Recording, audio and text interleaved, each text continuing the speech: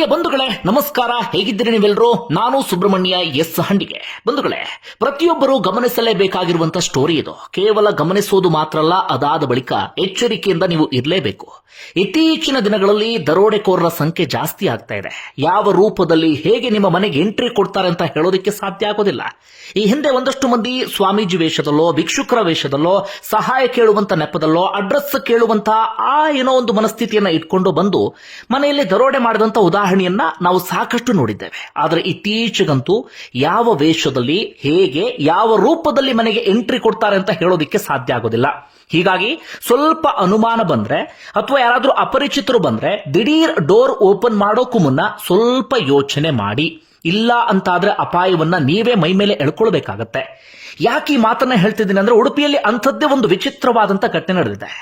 ಮನೆಯಲ್ಲಿ ಒಂಟಿ ಮಹಿಳೆ ಇದ್ದದ್ದನ್ನ ನೋಡಿಕೊಂಡು ದಿಢೀರ್ ಅಂತ ಹೇಳಿ 8ರಿಂದ 9 ಜನರ ತಂಡ ಆ ಮನೆಗೆ ಎಂಟ್ರಿ ಕೊಟ್ಟಿದೆ. ಅದಾದ ಬಳಿಕ ನಡೆದಂತಹ ಇನ್ಸಿಡೆಂಟ್ ಇದೆಯಲ್ಲ, ಒಂದು ರೀತಿಯಲ್ಲಿ ಮೈ ಜುಮ್ಮ ಅನಿಸಿಬಿಡುತ್ತೆ. ಸಿಸಿಟಿವಿ ಫೂಟೇಜ್ ಇದ್ದಂತ ಕಾರಣಕ್ಕಾಗಿ ಅಥವಾ ಸಿಸಿ ಕ್ಯಾಮೆರಾ ಇದ್ದಂತ ಕಾರಣಕ್ಕಾಗಿ ದೊಡ್ಡ ಮಟ್ಟಿಗೆ ನಡೆಯಬಹುದಾದಂತ ಅಪಾಯ ಸ್ವಲ್ಪದರಲ್ಲೇ ಮಿಸ್ ಆಗಿದೆ. ಇದು ಪ್ರತಿಯೊಬ್ಬರಿಗೂ ಎಚ್ಚರಿಕೆಯ ಗಂಟೆ. ಅದೇನು ಅನ್ನೋದನ್ನ ಗಮನಿಸ್ತಾ ಹೋಗೋಣ ಬನ್ನಿ. ಬಂಧುಗಳೇ, ಈ ಘಟನೆ ನಡೆಯುವುದು ಉಡುಪಿಯ ಬ್ರಹ್ಮಾವರದ ಮಣೂರು ತೆಕ್ಕಟ್ಟೆ ಎನ್ನುವಂತ ಭಾಗದಲ್ಲಿ. ಅಲ್ಲಿ ಕವಿತಾ ಅನ್ನುವಂಥವರೊಬ್ಬರಿದ್ರು. ಆರ್ಥಿಕವಾಗಿ ತುಂಬಾ ಸಬಲರಾಗಿರುವಂತಹ ಫ್ಯಾಮಿಲಿ ಅದು. ಸಾಕಷ್ಟು ವಹಿವಾಟು, ವ್ಯವಹಾರ ಅಂತದೆಲ್ಲವೂ ಕೂಡ ಇತ್ತು. ಬಹಳ ಚೆನ್ನಾಗಿ ದುಡ್ಡಿದ್ದಂತಹ ಕುಟುಂಬ ಅದು. ಹೀಗಾಗಿ ಒಂದಷ್ಟು ಮಂದಿ ಆ ಮನೆಯನ್ನ ಟಾರ್ಗೆಟ್ ಮಾಡಿಕೊಂಡ ಹಾಗೆ ಕಾಣಿಸ್ತಾ ಇದೆ. ಬಹಳ ದಿನಗಳಿಂದ ಆ ಮನೆಯನ್ನ ವಾಚ್ ಮಾಡಿದ್ರು ಅಂತ ಅನ್ಸುತ್ತೆ. ಯಾವ ಸಂದರ್ಭದಲ್ಲಿ ಯಾರು ಮನೆಯಿಂದ ಹೊರಗಡೆ ಹೋಗ್ತಾರೆ, ಮನೆಯಲ್ಲಿ ಒಂಟಿಯಾಗಿ ಯಾವಾಗ ಇರ್ತಾರೆ, ಯಾವಾಗ ನಾವು ಮನೆಗೆ ಎಂಟ್ರಿ ಕೊಡಬಹುದು, ಯಾವ ವೇಷದಲ್ಲಿ ಬರಬಹುದು, ಈ ರೀತಿಯಾಗಿ ಒಂದು ತಂಡ ಪ್ಲಾನ್ ಮಾಡಿದ ರೀತಿಯಲ್ಲಿ ಕಾಣಿಸ್ತಾ ಇದೆ. ಯಾಕೆ ಎಲ್ಲ ಅನುಮಾನ ಬರ್ತಾ ಇದೆ ಅಂದ್ರೆ, ಕೆಲ ದಿನಗಳ ಹಿಂದಷ್ಟೇ ಏನಾಗುತ್ತೆ ಅಂದ್ರೆ, ಕವಿತಾ ಅನ್ನುವಂತ ಆ ಮಹಿಳೆ ಮಕ್ಕಳನ್ನ ಸ್ಕೂಲಿಗೆ ಬಿಟ್ಟು ಮನೆಗೆ ಬರ್ತಾರೆ ಮುಂಜಾನೆ 8:30 ಸುಮಾರಿಗೆ. ಅವ್ರ ಗಂಡ ಕೂಡ ತಮ್ಮ ಕೆಲಸಕ್ಕೆ ಹೋಗಿದ್ರು ಅಂತ ಕಾಣುತ್ತೆ. ಹೀಗಾಗಿ ಕವಿತಾ ಮನೆಯಲ್ಲಿ ಒಬ್ಬರೇ ಇರ್ತಾರೆ. ಕವಿತಾ ತಮ್ಮ ದೈನಂದಿನ ಕೆಲಸದಲ್ಲಿ ತೊಡಗಿಸ್ಕೊಂಡಿರ್ತಾರೆ. ಹೀಗಿರುವಂತ ಸಂದರ್ಭದಲ್ಲಿ ಇದ್ದಕ್ಕಿದ್ದ ಹಾಗೆ ಅವ್ರ ಮನೆಗೆ 2 ಕಾರ್ನಲ್ಲಿ 8ರಿಂದ 9 ಜನರ ತಂಡ ಎಂಟ್ರಿ ಕೊಡುತ್ತೆ. ಎಲ್ಲರೂ ಕೂಡ ಟಿಪ್ ಟಾಪ್ ಆಗಿ ಡ್ರೆಸ್ ಮಾಡ್ಕೊಂಡಿರ್ತಾರೆ. ತಕ್ಷಣಕ್ಕೆ ನೋಡಿದ್ರೆ ಏನನ್ಸುತ್ತೆ ಅಂದ್ರೆ, ಯಾರೋ IT ಇಲಾಖೆಯವರು ಇರಬೇಕು ಅಥವಾ ED ಡಿಪಾರ್ಟ್ಮೆಂಟ್ ಅವ್ರು ಇರಬೇಕು ಅಥವಾ ಒಟ್ಟಾರೆಯಾಗಿ ಯಾವುದೋ ಒಂದು ಇಲಾಖೆ ಕಡೆಯಿಂದ ಬಂದಿದ್ದಾರೆ ಎನ್ನುವ ರೀತಿಯಲ್ಲಿ ಮೇಲ್ನೋಟಕ್ಕೆ ಕಾಣಿಸ್ತಾ ಇರುತ್ತೆ. ಅದರಲ್ಲೂ ಕೂಡ ಓರ್ವ ವ್ಯಕ್ತಿಯಂತೂ ಈ ಪೊಲೀಸ್ ಪೇದೆಯ ವೇಷದಲ್ಲಿ ಇರ್ತಾನೆ. ಪೊಲೀಸ್ ಯೂನಿಫಾರ್ಮ್ ಅನ್ನ ಹಾಕೊಂಡು ಇರ್ತಾನೆ. ಇವರೆಲ್ಲರೂ ಕೂಡ ಮನೆಗೆ ಬರ್ತಾರೆ, ಕಾರಿಂದ ಇಳಿತಾರೆ. ಸ್ವಿಫ್ಟ್ ಕಾರ್ ಇರುತ್ತೆ. ದಿಢೀರ್ ಅಂತ ಹೇಳಿ ಕಾರಿಂದ ಇಳಿತಾರೆ. ಆ ಮನೆ ಏನಾಗಿದೆ ಅಂದ್ರೆ ಹೈ ಸೆಕ್ಯೂರಿಟಿ ಇರುವಂತ ಮನೆ. ದಿಢೀರ್ ಅಂತ ಹೇಳಿ ಕಾಂಪೌಂಡ್ ಅನ್ನ ಜಂಪ್ ಮಾಡೋದಕ್ಕಾಗ್ಲಿ, ಗೇಟ್ ಅನ್ನು ಓಪನ್ ಮಾಡೋದಕ್ಕಾಗ್ಲಿ ಯಾವುದಕ್ಕೂ ಕೂಡ ಸಾಧ್ಯ ಆಗೋದಿಲ್ಲ. ಹೀಗಾಗಿ ಮೊದಲು ಏನ್ ಮಾಡ್ತಾರೆ, ಮನೆಯ ಗೇಟ್ ಅನ್ನ ಓಪನ್ ಮಾಡೋದಕ್ಕೆ ಬಲವಂತವಾಗಿ ಪ್ರಯತ್ನವನ್ನ ಪಡ್ತಾರೆ. ಆದ್ರೆ ಮನೆಯ ಆ ಎದುರುಗಡೆ ಗೇಟ್ ಓಪನ್ ಆಗೋದಿಲ್ಲ. ಅದಾದ ಬಳಿಕ ಏನ್ ಮಾಡ್ತಾರೆ, ಇನ್ನೊಂದು ಯಾವುದೋ ಚಿಕ್ಕ ಗೇಟ್ ಇಂದ ಜಂಪ್ ಮಾಡಿ ಕಾಂಪೌಂಡ್ ಇಂದ ಸೀದಾ ಒಳಗಡೆ ಎಂಟ್ರಿ ಕೊಡ್ತಾರೆ. ಒಳಗಡೆ ಎಂಟ್ರಿ ಕೊಟ್ಟಂತವರು ಮನೆಯ ಕಾಲಿಂಗ್ ಬೆಲ್ ಅನ್ನ ಪ್ರೆಸ್ ಮಾಡ್ತಾರೆ. ಜೊತೆಗೆ ಡೋರ್ ಅನ್ನು ಕೂಡ ಬಡಿಯೋದಕ್ಕೆ ಶುರು ಮಾಡ್ಕೊಳ್ತಾರೆ. ಜೋರಾಗಿ ಕಿರ್ಚಾಡೋದಕ್ಕೂ ಕೂಡ ಶುರು ಮಾಡ್ಕೊಳ್ತಾರೆ. ಆದ್ರೆ ಕವಿತಾ ಒಳಗಡೆ ಇದ್ದಂತವರಿಗೆ ಕಾಲಿಂಗ್ ಬೆಲ್ ಆಗ್ಲಿ ಅಥವಾ ಅವ್ರು ಕೂಗಿದ್ದಾಗ್ಲಿ ಆರಂಭದಲ್ಲಿ ಯಾವುದು ಕೂಡ ಕೇಳಿಸ್ತಿಲ್ಲ. ಅವ್ರ ಮನೆಯ ಮೇಲಿನ ಮಹಡಿಯಲ್ಲೋ ಅಲ್ಲೆಲ್ಲೋ ಇರ್ತಾರೆ. ಹೀಗಾಗಿ ಇವರು ಅಬ್ಬರಿಸಿದ್ದು ಬೊಬ್ಬರಿದ್ದು ಯಾವುದು ಕೂಡ ಕೇಳಿಲ್ಲ. ಮೊದಲೇ ಕೇಳಿದ್ರೆ ದಿಢೀರ್ ಡೋರ್ ಓಪನ್ ಮಾಡ್ತಿದ್ರು ಅಂತ ಕಾಣುತ್ತೆ. ಆದ್ರೆ ಅದೃಷ್ಟ ಎಷ್ಟು ಚೆನ್ನಾಗಿತ್ತು ಅವ್ರದ್ದು ಅಂದ್ರೆ, ಆ ಸಂದರ್ಭದಲ್ಲಿ ಏನಾಗ್ಬಿಡುತ್ತೆ, ಮನೆಯ ಸುತ್ತಮುತ್ತ ಎಲ್ಲ ಕಡೆಗಳಲ್ಲೂ ಕೂಡ ಸಿಸಿ ಕ್ಯಾಮೆರಾ ಹಾಕಿಬಿಟ್ಟಿದ್ದಾರೆ.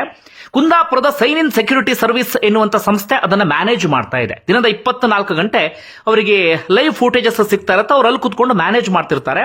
ಇಂಥ ದೊಡ್ಡ ದೊಡ್ಡ ಬಂಗಲೆಯನ್ನ ಕಂಪ್ಲೀಟ್ ಆಗಿ ಅವ್ರು ವಹಿಸ್ಕೊಂಡಿರ್ತಾರೆ. ಅದನ್ನ 24x7 ವಾಚ್ ಮಾಡುವಂತ ಉದ್ದೇಶದಿಂದ ಯಾವ ಸಂದರ್ಭದಲ್ಲಿ ಏನ್ ಬೇಕಾದ್ರೂ ಸಮಸ್ಯೆ ಆಗಬಹುದು ಅಂತ.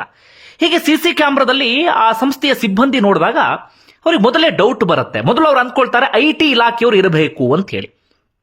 ಆದ್ರೆ ಆಮೇಲೆ ಅವ್ರಿಗೆ ಡೌಟ್ ಬರೋದಕ್ಕೆ ಕಾರಣ ಏನಪ್ಪಾ ಅಂದ್ರೆ, IT ಇಲಾಖೆಯವರು ಯಾವತ್ತೂ ಕೂಡ ಫೋರ್ಸ್ಫುಲಿ ಮನೆಗೆ ಎಂಟ್ರಿ ಕೊಡೋದಕ್ಕೆ ಪ್ರಯತ್ನ ಪಡೋದಿಲ್ಲ. ಮನೆಯ ಕಾಂಪೌಂಡ್ ಅನ್ನ ಅಂದ್ರೆ ಮನೆಯ ಗೇಟ್ ಅನ್ನ ಫೋರ್ಸ್ಫುಲಿ ತಳ್ಳುವಂತ ಪ್ರಯತ್ನ, ಮನೆಯ ಡೋರ್ ಅನ್ನ ಫೋರ್ಸ್ಫುಲಿ ತಳ್ಳುವಂತ ಪ್ರಯತ್ನ ಅಂತದೇನು ಕೂಡ ಮಾಡೋದಿಲ್ಲ. ಆದ್ರೆ ಇವ್ರೇನ್ ಮಾಡ್ತಾ ಇದ್ರು, ಅಂತ ಪ್ರಯತ್ನ ಎಲ್ಲ ಮಾಡ್ತಾ ಇದ್ರು. ಜೊತೆಗೆ ಕಿಟಕಿಯನ್ನು ಕೂಡ ತೆಗೆದು ಒಳಗಡೆ ಇಣುಕೋದು ಅಂತದೆಲ್ಲವೂ ಕೂಡ ಮಾಡ್ತಾ ಇದ್ರು. ಹೀಗಾಗಿ ಅಲ್ಲಿದ್ದಂತಹ ಸಿಬ್ಬಂದಿಗೆ ಡೌಟ್ ಬರುತ್ತೆ. ತಕ್ಷಣವೇ ಅವರು ಮನೆಯ ಮಾಲೀಕರಿಗೆ ಫೋನ್ ಮಾಡ್ತಾರೆ, ಕವಿತಾ ಅವರಿಗೆ ಫೋನ್ ಮಾಡ್ತಾರೆ. ಒಂದು ಪಿಕ್ ಅನ್ನು ಕೂಡ ಕಳಿಸ್ತಾರೆ. ಅವರು ಹೊರಗಡೆ ಒಂದು ಫೋಟೋ ಕಳಿಸ್ತಾರೆ, ಹೀಗೆ ಬಂದಿದ್ದಾರೆ ನೋಡಿ ಅಂತ ಹೇಳಿ, ಯಾರಾದ್ರೂ ಪರಿಚಿತರು ಇರಬಹುದಾ ನಿಮಗೆ ಅಂತ ಹೇಳಿ. ಆದ್ರೆ ಕವಿತಾ ಅವರು ಫೋನ್ ಅನ್ನ ರಿಸೀವ್ ಮಾಡೋದಿಲ್ಲ, ಆ ಫೋಟೋವನ್ನು ಕೂಡ ನೋಡೋದಿಲ್ಲ. ಇದಾದ ಬಳಿಕ ಕವಿತಾ ಒಂದು ಸ್ವಲ್ಪ ಹೊತ್ತು ಆದ್ಮೇಲೆ ಬಂದು ಫೋನ್ ನೋಡ್ತಾರೆ. ಫೋನ್ ನೋಡಿದಾಗ ಈ ಸೈನ್ ಇನ್ ಸೆಕ್ಯೂರಿಟಿ ಸರ್ವಿಸ್ ಇಂದ ಕಾಲ್ ಬಂದಿರುತ್ತೆ. ಹೀಗಾಗಿ ಸ್ವಲ್ಪ ಆತಂಕಕ್ಕೊಳಗಾಗ್ತಾರೆ, ಏನೋ ಆಗಿರಬಹುದು ಮನೆ ಎದುರುಗಡೆ ಅಂತ ಹೇಳಿ. ಕಾಲ್ ಬ್ಯಾಕ್ ಮಾಡಿದಾಗ ಅವ್ರು ಹೇಳ್ತಾರೆ, ಮನೆಯ ಎದುರುಗಡೆ ಈ ರೀತಿಯಾಗಿ ಒಂದು 8 ಜನರ ತಂಡ ಇದೆ. ನೀವು ನಿಮ್ಮ ಮನೆಯ ಟಿವಿಯಲ್ಲಿ ಅಂದ್ರೆ ಸಿಸಿ ಕ್ಯಾಮ್ರಾದ ಟಿವಿ ಇರುತ್ತಲ್ಲ, ಡಿಸ್ಪ್ಲೇ ಆಗ್ತಿರುತ್ತೆ, ಅಲ್ಲಿ ನೋಡಿ ನಿಮ್ಗೆ ಯಾರಾದ್ರೂ ಪರಿಚಿತ ಮುಖ ಇದ್ದಾರಾ ಅಂತ ಹೇಳಿ. ಅವ್ರು ನೋಡ್ತಾರಂತೆ, ಕವಿತಾ ಅವರು ನೋಡಿದಾಗ ಅವರಿಗೆ ಆರಂಭದಲ್ಲಿ IT ಇಲಾಖೆಯವರು ಇರಬೇಕು ಅಂತ ಒಂದು ಸಣ್ಣ ಡೌಟ್ ಬರುತ್ತೆ. ಆದ್ರೆ ಅವ್ರು ಸುತ್ತಮುತ್ತ ಓಡಾಡ್ತಿದ್ದ ಶೈಲಿ, ಕಾಂಪೌಂಡ್ ಒಳಗೆ ಅಕ್ರಮವಾಗಿ ಎಂಟ್ರಿ ಕೊಟ್ಟಿದ್ದು, ಇದೆಲ್ಲವನ್ನು ಕೂಡ ನೋಡಿದಾಗ ಅವರಿಗೂ ಕೂಡ ಡೌಟ್ ಬರುತ್ತೆ, ಅವ್ರಿಗೆ ತೀರಾ ಆತಂಕ ಆಗಿಬಿಡುತ್ತೆ. ಆಗ ಆ ಕಡೆ ಸೆಕ್ಯೂರಿಟಿ ಸಂಸ್ಥೆಯವರು ಹೇಳ್ತಾರೆ, ಯಾವುದೇ ಕಾರಣಕ್ಕೂ ಡೋರ್ ಓಪನ್ ಮಾಡಬೇಡಿ, ನೀವು ತಕ್ಷಣ ಪೊಲೀಸರಿಗೆ ಇನ್ಫಾರ್ಮ್ ಮಾಡಿ, IT ಇಲಾಖೆಯವರಾಗ್ಲಿ ED ಅವರಾಗ್ಲಿ ಯಾರೇ ಆಗಲಿ, ಆನಂತರ ಅಂತೂ ನಿಮಗೆ ಬಹಳ ಸ್ಪಷ್ಟವಾಗಿ ಗೊತ್ತಾಗುತ್ತೆ ಎನ್ನುವ ರೀತಿಯಲ್ಲಿ ಅವ್ರು ಹೇಳ್ತಾರೆ. ಹೀಗಾಗಿ ಅವರು ಡೋರ್ ಅನ್ನ ಓಪನ್ ಮಾಡೋದಿಲ್ಲ. ಒಂದು ಸ್ವಲ್ಪ ಹೊತ್ತಾದ್ಮೇಲೆ ಅವರೆಲ್ಲರೂ ಕೂಡ ಹೊರಟೋಗಿ ಬಿಡ್ತಾರೆ. ಅದಾದ ಬಳಿಕ ಇವರು ಡೋರ್ ನಿಧಾನಕ್ಕೆ ಓಪನ್ ಮಾಡ್ತಾರೆ. ಆದ್ರೆ ಅಷ್ಟೊತ್ತಿಗೆ ಅವರೆಲ್ಲರೂ ಕೂಡ ಹೊರಟೋಗಿ ಬಿಟ್ಟಿದ್ರು. ತಕ್ಷಣವೇ ಪೊಲೀಸರಿಗೆ ಈ ವಿಚಾರವನ್ನ ಇನ್ಫಾರ್ಮ್ ಮಾಡ್ತಾರೆ. ಪೊಲೀಸರಿಗೆ ಒಂದು ಹಂತಕ್ಕೆ ಸ್ಪಷ್ಟನೆ ಕೊಟ್ಟಿದ್ದಾರೆ, ಇವ್ರು ಯಾವುದೇ ಇಲಾಖೆಗೆ ಸಂಬಂಧಪಟ್ಟಂತವ್ರಲ್ಲ. ಆದ್ರೆ IT ರೇಡ್ ಹೆಸರಲ್ಲಿ ಅಥವಾ IT ಇಲಾಖೆ ಹೆಸರಲ್ಲಿ ಮನೆ ದರೋಡೆಗೆ ಪ್ರಯತ್ನ ಪಟ್ಟಿರಬಹುದು ಎನ್ನುವಂತ ಒಂದು ಅನುಮಾನ ಪೊಲೀಸರಿಗೆ ಬರುತ್ತೆ. ಜೊತೆಗೆ ಅವರು ನಂಬರ್ ಪ್ಲೇಟ್ ಎಲ್ಲವನ್ನು ಕೂಡ ಮರೆಮಾಚುವಂತ ವೆಹಿಕಲ್ಸ್ ಗಳನ್ನ ತಗೊಂಡು ಬಂದಿದ್ರು. ಹಾಗೆ ಟೋಲ್ ಅನ್ನು ಕೂಡ ಪಾಸ್ ಆಗಿಲ್ಲ. ಸಿಸಿ ಕ್ಯಾಮ್ರಾದಲ್ಲಿ ಸಿಕ್ಕಾಕೊಳ್ತೀವಿ ಎನ್ನುವ ಕಾರಣಕ್ಕಾಗಿ ಬೇರೆ ಯಾವುದೋ ರಸ್ತೆಯಲ್ಲಿ ತುಂಬಾ ವೇಗವಾಗಿ ಹೊರಟೋಗ್ಬಿಟ್ಟಿದ್ದಾರಂತೆ.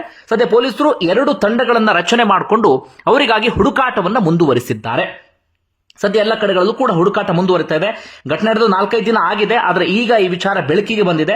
ಸದ್ಯ ಇಲ್ಲಿವರೆಗೂ ಕೂಡ ಆರೋಪಿಗಳನ್ನ ಬಂಧಿಸೋಕೆ ಸಾಧ್ಯ ಆಗಿಲ್ಲ. ಪೊಲೀಸರು ಅವ್ರ ಬೆನ್ನ ಹಿಂದೆ ಬಿದ್ದಿದ್ದಾರೆ. ಆದ್ರೆ ಒಂದಂತೂ ಕ್ಲಾರಿಟಿ ಸಿಕ್ಕಿದೆ, ಯಾವುದೇ ಇಲಾಖೆಗೆ ಸಂಬಂಧಪಟ್ಟಂತವ್ರಂತೂ ಅಲ್ಲ. ಇವರು 100ಕ್ಕೆ 100ರಷ್ಟು ದರೋಡೆಗೆ ಪ್ರಯತ್ನ ಪಟ್ಟರು ಅಂತ. ಯಾಕಂದ್ರೆ ಅವರ ಆ ಬಿಹೇವಿಯರ್ ಆಗಿರಬಹುದು, ಜೊತೆಗೆ ನಂಬರ್ ಪ್ಲೇಟ್ ಇಲ್ಲದಂತ ವೆಹಿಕಲ್ಸ್ ಗಳನ್ನ ತಗೊಂಡು ಬಂದಿದ್ದು, ಟೋಲ್ ಅನ್ನ ದಾಟದೆ ಬೇರೆ ಕಡೆಗಳಲ್ಲಿ ಹೋಗಿದ್ದು, ಇದೆಲ್ಲವೂ ಕೂಡ ಬಲವಾದಂತ ಅನುಮಾನಕ್ಕೆ ಕಾರಣವಾಗಿದೆ. ಬಂಧುಗಳೇ, ಯಾವುದೋ ಸಿನಿಮಾ ನೋಡಿದಂಗೆ ಅನ್ಸ್ಬಿಡ್ತು ನನಗಂತೂ ಈ ಘಟನೆ ಎಲ್ಲವನ್ನು ಕೂಡ ನೋಡಿದಾಗ, ಅಥವಾ ಸಿಸಿ ಕ್ಯಾಮೆರಾ ದೃಶ್ಯವನ್ನ ಗಮನಿಸಿದಂತ ಸಂದರ್ಭದಲ್ಲಿ. ಈ ಕಾರಣಕ್ಕಾಗಿ ಹೇಳ್ತಿರೋದು, ಯಾರೋ IT ಇಲಾಖೆಯವರು ಅಂತ ಹೇಳಿದ ತಕ್ಷಣ ನಂಬೋದಿಕ್ಕೆ ಹೋಗಬೇಡಿ.